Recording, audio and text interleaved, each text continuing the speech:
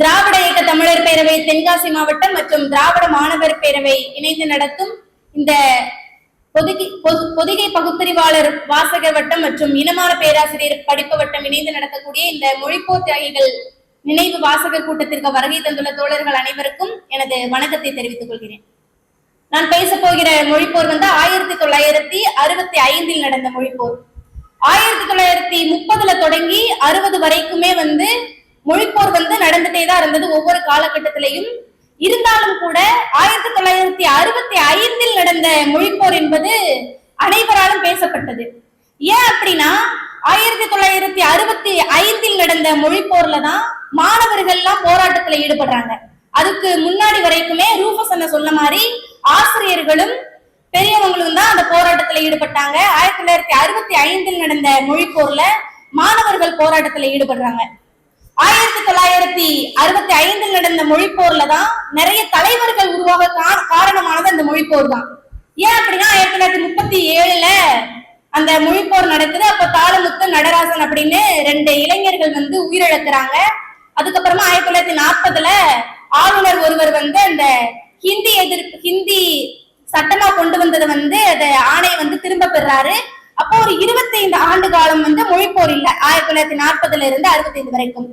அடுத்ததாக அடுத்த மொழிப்போர் 1965 தொடங்குது. ஜனவரி 26 1965 இந்தி மட்டுமே இந்தியாவின் ஆட்சி மொழி அப்படின்னு சொல்லிட்டு ஒரு சட்டம் கொண்டு வராங்க. அந்த சட்டத்துல நிறைய பேர் பேரறிஞர் அண்ணா உள்ளிட்ட நிறைய தலைவர்கள் போராட்டம் பண்ணி கைதாகிறாங்க. அவங்க போராட்டம் பண்ணது 1963 போராட்டம் பண்றாங்க. ஏன் அப்படின்னா அந்த 1950 ஜனவரி 26 அன்று கொண்டு வரப்பட்ட அந்த அரசியலமைப்பு சட்டத்துல என்ன சொல்லப்படுது அப்படின்னு சொன்னா, சரத்து 343 பிரிவு 1ல என்ன சொல்றாங்கன்னா, ஹிந்தி இந்திய ஒன்றியத்தின் அலுவல் மொழியாக இருக்கும்.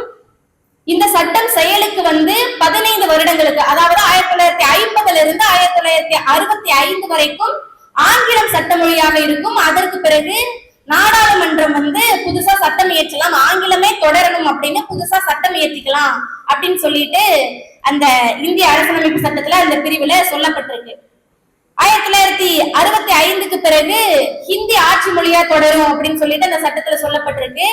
பிறகு 1963 நாடாளுமன்றத்துல ஆங்கிலமும் அலுவல் மொழியாக இருக்கலாம் அப்படின்னு சொல்றாங்க. அதாவது இருக்கலாம் அப்படின்னு சொல்றாங்க. மே அப்படிங்கிற ஒரு வார்த்தை அங்க பயன்படுத்தப்படுது. Notwithstanding the expiration of the period of 50 years from the commencement of the constitution, the English language may as from the appointed day continue to be used in addition to Hindi அப்படின்னு சொல்லப்படுது. அதனால ஆங்கிலம் ஒருவேளை ஆட்சி மொழியா இருக்காதோ அப்படின்னு 1963 பேரறிஞர் அண்ணா உள்ளிட்ட தலைவர்கள் நிறைய பேர் போராட்டம் நடத்தி கைதாகி சிறைக்கு போயிடுறாங்க. அப்போ அதை தொடர்ந்து 1965 திராவிட முன்னேற்ற கழகத்துல இங்க இருக்கக்கூடிய தலைவர்கள் இந்த 1950 அந்த ஜனவரி 26 அன்று அந்த அரசியலமைப்பு சட்டம் இயற்றப்பட்ட நாளை கருப்பு தினமா கொண்டாடணும், அது குடியரசு நாள் இல்ல அப்படின்னு சொல்லிட்டு அலுவலகங்கள் எல்லாமே கருப்பு கொடி ஏத்தணும் அப்படின்னு சொல்லிட்டு அதுக்கு முன்னாடியே திட்டமிடுறாங்க.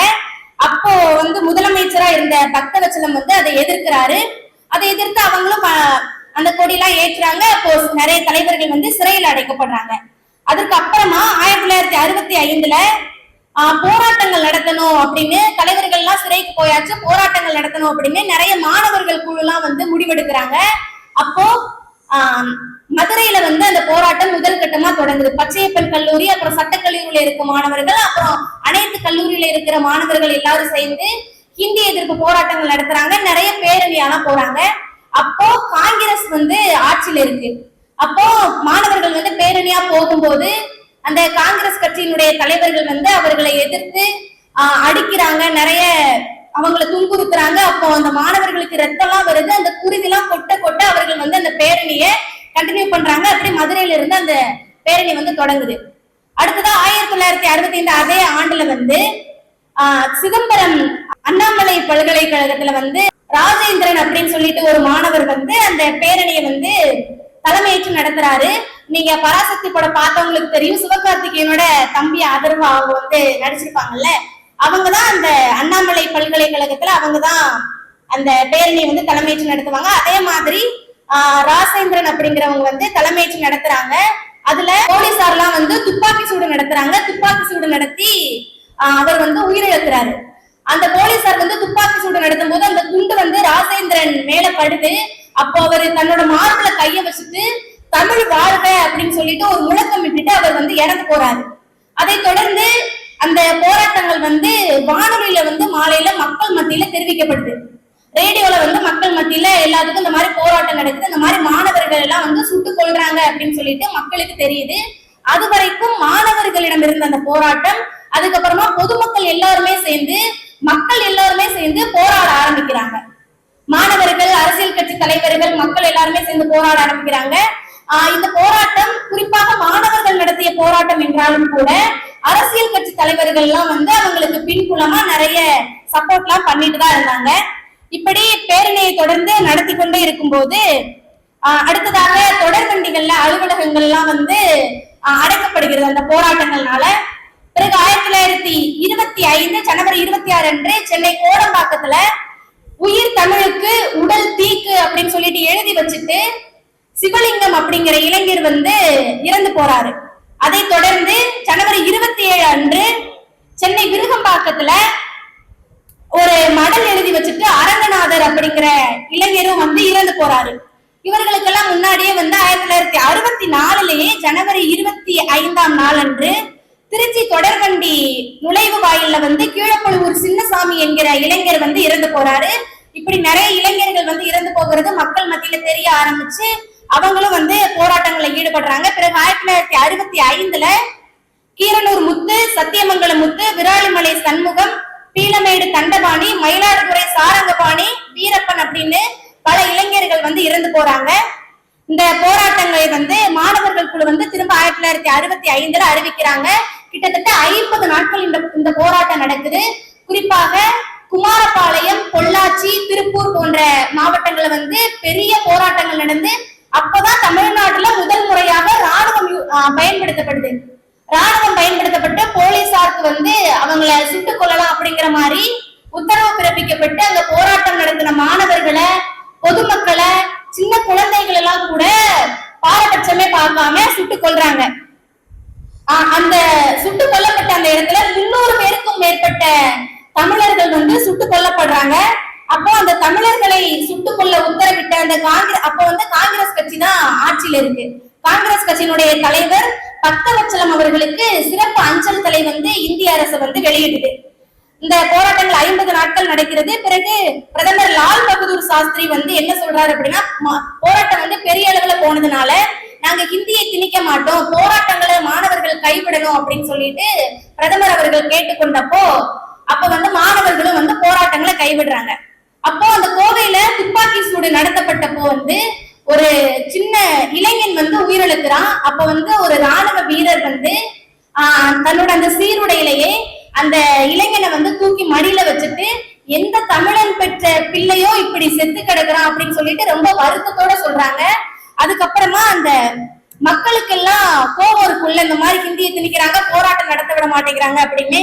அதை தொடர்ந்து அந்த திருப்பூர்ல குமாரபாளையத்திலாம் வந்து பொதுமக்கள் எல்லாரும் சேர்ந்து கூட்டம் கூட்டமா சுட்டு கொல்லப்பட்ட போது திருப்பூர்ல ஒரு இணைய ஆய்வாளரை வந்து வண்டி சக்கரத்துல வந்து மக்கள் எல்லாம் எரிச்சு கொள்றாங்க. இப்படி போராட்டங்கள் தொடர்ந்து நடக்குது. பிரதமர் அவர்கள் கேட்டுக்கொண்டோடனே போராட்டங்கள் ஓரளவு அப்போதைக்கு நிறுத்தி வைக்கப்படுகிறது.